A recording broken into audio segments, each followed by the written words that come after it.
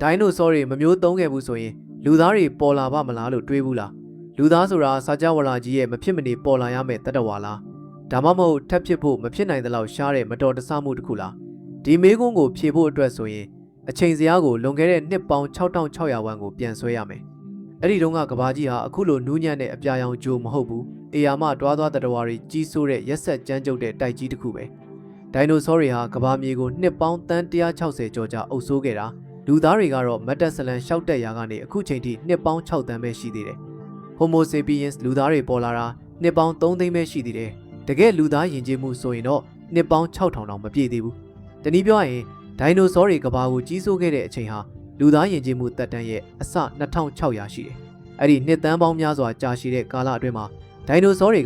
ကဂေဟစနစ်နေရာမှန်သမျှကိုအကုန်နီးပါးယူထားပြီးသား။ကုန်းမြေက T-Rex နဲ့ Sauropod တွေရဲ့ဆင်မြင့်ဖြစ်ပြီးကောင်းကင်ကိုတော့တောင်ပံမှာတွားသွားတဲ့တဝါတွေကအုပ်စိုးတယ်။သမုဒ္ဒရာကိုတော့ပင်လယ်တွားသွားတဲ့တဝါတွေကထိန်းချုပ်ထားတယ်။ခြုံပုတ်တွေရဲ့အရေးထဲမှာတောင်လျင်မြန်တဲ့ဒိုင်နိုဆောအသေးလေးတွေပုံနေကြတယ်။ဒါဆိုနို့တိုက်တဲ့တဝါတွေကဘာလဲ။ညာဘက်မှထွက်ပြီးအင်းဆက်လေးတွေခိုးစားတဲ့ကောင်လေးတွေပေါ့။အေယာမတတဝါကြီးတွေရဲ့ခြေထောက်အောက်မှာတုံတုံရင်ရင်နဲ့ရှိနေတဲ့အရေးလေးတွေပေါ့။အစာကွင်းဆက်ရဲ့အောက်ဆုံးကအရှုံးသမားတွေပေါ့။လူသားတွေရဲ့ဘိုးဘေးတွေဆိုရင်အရှုံးသမားလို့တောင်ခေါ်လို့မရဘူး။ဘာလို့လဲဆိုတော့တက်ရှိတစ်ခုရှင်တန်ကြီးထွားနိုင်မလားဆိုတာကိုဆုံးဖြတ်ပေးတာကစူးစမ်းမှုမဟုတ်ဘူး။ဂေဟနေရာပဲဂေဟနေရာမရှိရင်စင်ကဲပြောင်းလဲမှုဆိုတာမရှိဘူး။လူသားဖြစ်လာဖို့အတွက်လိုအပ်တဲ့အခြေအနေအလုံးဟာဒိုင်နိုဆောတွေမျိုးသုံးသွားတဲ့အခိုက်အတန့်မှာပွင့်လာခဲ့တာ။အဲ့ဒါကအချင်း10ကီလိုမီတာရှိတဲ့ဥက္ကကဲတစ်လုံးကတစ်စက္ကန့်ကိုကီလိုမီတာ20နှုန်းနဲ့ကမ္ဘာကိုဝင်တိုက်ခဲ့တာ။တိုက်ခိုက်မှုရဲ့စွမ်းအင်ဟာဟီရိုရှီမာအတမ်ဘုံအလုံးပေါင်း9ဘီလီယံတပြိုင်နက်တည်းပေါက်ကွဲတာနဲ့ညီမျှတယ်။ကောင်းကင်ကြီးကမီလီယံဖြစ်သွားတယ်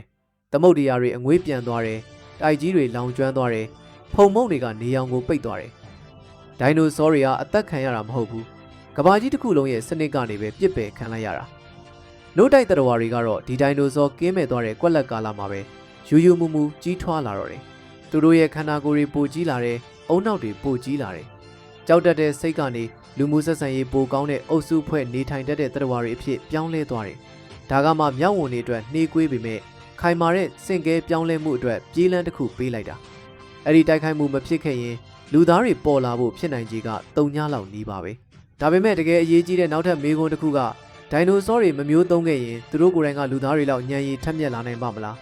ဥပမာ Velociraptor လိုမျိုးအရန်ထက်မြက်တယ်အုပ်စုဖွဲ့အမဲလိုက်တယ်ပူပေါင်းဆောင်ရွက်တတ်တယ်သူတို့မှာဒိုင်နိုဆောယဉ်ကျေးမှုအဖြစ်စင်ကဲပြောင်းလဲဖို့အခွင့်အရေးရှိခဲ့လားဒါကသိပ္ပံလောကမှာဆယ်စုနှစ်ကြီးညင်းခုန်ခဲ့ရတဲ့အကြောင်းအရာပဲဒါပေမဲ့တရဝအမျိုးမျိုးရဲ့အုံနောက်ပမာဏကိုရှင်းကြည့်လိုက်ရင်ရက်ဆက်တဲ့အမှန်တရားတစ်ခုကိုတွေ့ရမယ်ဒိုင်နိုဆောတွေရဲ့အုံနောက်ပမာဏကရေဦးရအပြင်သေးတယ်အញ្ញံအထက်မြတ်ဆုံးဒရိုမီယိုဆောတွေတောင်မှသူတို့ရဲ့အုံနောက်ပမာဏကအရွယ်တူနို့တိုက်တတဝါတွေရဲ့20ကနေ40ပဲရှိတယ်ဒါအပြင်ဒိုင်နိုဆောတွေရဲ့ဥကောင်းခုန်ဖွဲ့စည်းပုံကိုအပူချိန်ထိန်းညှိတဲ့နီးနဲ့အာယုံကြောဆဲသိပ်သီးစတွေကသူတို့ရဲ့ဉာဏ်ရည်အမြင့်ဆုံးကိုကန့်သက်ထားတယ်သူတို့ရဲ့ခန္ဓာကိုယ်ကပိုကြီးပြီးပိုတန်မာလာနိုင်ပေမဲ့ပိုထက်မြက်လာဖို့ကခက်တယ်။သူတို့လျှောက်ခဲ့တဲ့လမ်းကကဘာပေါ်ကသက်ရှိတွေရဲ့ခွန်အားလမ်းစဉ်ဖြစ်ပြီးနို့တိုက်တတဝါတွေကတော့ဉာဏ်ပညာလမ်းစဉ်ကိုလျှောက်ခဲ့တာ။ဒီလမ်းတစ်ခုကအပြန်လန်ဆန့်ကျင်ဘက်နီးပါပဲ။ဒိုင်နိုဆောတွေဆက်ပြီးကဘာကိုအုပ်စိုးနေခဲ့ရင်သူတို့ဟာပိုတန်မာတဲ့သားကောင်တွေဖြစ်လာနိုင်တယ်။ဒါမှမဟုတ်ပိုကြီးမားတဲ့အပင်စားတတဝါတွေဖြစ်လာနိုင်တယ်။ဒါပေမဲ့မီးမွေးနိုင်တဲ့ဒါမှမဟုတ်ကရိယာသုံးနိုင်တဲ့လက်နဲ့အုံနောက်မျိုးပေါ်လာဖို့ကတော့မဖြစ်နိုင်သလောက်ပဲစင်ကဲပြောင်းလဲမှုရှုထောင့်ကကြည့်ရင်ဒိုင်နိုဆောယဉ်ကျေးမှုပေါ်လာနိုင်ခြေကအရန်နေတယ်ဒါဆိုဒိုင်နိုဆောတွေမမျိုးသုံးခဲ့ရင်နို့တိုက်တရဝါတွေကဒိုင်နိုဆောတွေရဲ့ဖိနှိပ်မှုအောက်မှာခိုးကြောင်ခိုးဝက်နဲ့လူသားအဖြစ်စင်ကဲပြောင်းလဲလာနိုင်ပါမလားဒါကလည်းမဖြစ်နိုင်သလောက်ပါပဲဘာလို့လဲဆိုတော့မြောင်းဝင်တွေအတွက်လိုအပ်တဲ့ဂေဟနေရာတွေကဒိုင်နိုဆောခေတ်မှာဒိုင်နိုဆောအသေးလေးတွေကအကုန်ယူထားပြီးသားမြောင်းဝင်တွေအတွက်လိုအပ်တာကတစ်ပင်ပေါ်နေရတဲ့နေရာတည်ငြိမ်တဲ့အစားအစာနဲ့ရှုပ်ထွေးတဲ့လူမှုအတိုင်းဝိုင်းတွေပဲဒါတွေအားလုံးကိုဒိုင်နိုဆောခေတ်မှာဒိုင်နိုဆောတွေကယူထားပြီးသားပြီးတော့မြောက်ဝင်နဲ့တူတဲ့တတဝါတစ်ခုခုပေါ်လာခဲ့ရင်တော့ပထမနေ့မှာမွေးပြီးဒုတိယနေ့မှာတင်ဒိုင်နိုဆောတွေရဲ့မနှက်စာဖြစ်သွားနိုင်တယ်ဒိုင်နိုဆောခေတ်ဆိုတာကပိတ်ထားတဲ့စနစ်တစ်ခုပဲအင်အားကြီးတဲ့သူကလှုပ်လို့မရအောင်ခိုင်မာနေပြီးအားနေတဲ့သူကမျက်နှာကျက်ကိုဖောက်ထွက်ဖို့အခွင့်အရေးကိုလုံးဝမရှိဘူးအဲ့ဒီဥက္ကာကဲမရှိခဲ့ရင်တက်ရှိလောကရဲ့ဉာဏ်ရည်အဆင့်လဲလှယ်မှုဆိုတာလုံးဝဖြစ်လာမှာမဟုတ်ဘူးဒါကြောင့်အဖြေကတကယ်တော့အရန်ရှင်းပါတယ်ဒိုင်နိုဆောတွေတုတ်တင်မခံခဲ့ရရင်လူသားဆိုတာလုံးဝပေါ်လာမှာမဟုတ်ဘူးဒါပေမဲ့ဒီကိစ္စရဲ့တကယ်အဓိပ္ပာယ်ကလူသားရှိတာမရှိတာမှမဟုတ်ဘူးလူသားတွေရဲ့ဖြစ်တည်မှုဟာမဖြစ်မနေဖြစ်ရမယ်ဆိုတာမဟုတ်ပဲစကြဝဠာကြီးရဲ့မရေမတွက်နိုင်တဲ့ကြာပန်းဖြစ်ရတွေကပွင့်လာတဲ့အံ့ဖွယ်တစ်ခုဆိုတာကိုပထမဆုံးအကြိမ်ရှင်းရှင်းလင်းလင်းမြင်လိုက်ရတာပဲ အဲ့ဒီအုတ်ကကဲလေးထောင်နေနေလေးလွဲသွားခဲ့ရင်စားကြောဝလာကြီးရဲ့အန်စာတုံးကိုနောက်တစ်ခါပြန်လှင့်ခဲ့ရင်ဉာဏ်ပညာဆိုတဲ့အယူအဆတောင်ဘယ်တော့မှရှိလာမှာဟုတ်ဘူးငါတို့တွေယဉ်ကျေးမှုကိုဖန်တီးနိုင်တာစားကြောဝလာကြောင့်တွေးတောနိုင်တာဟာ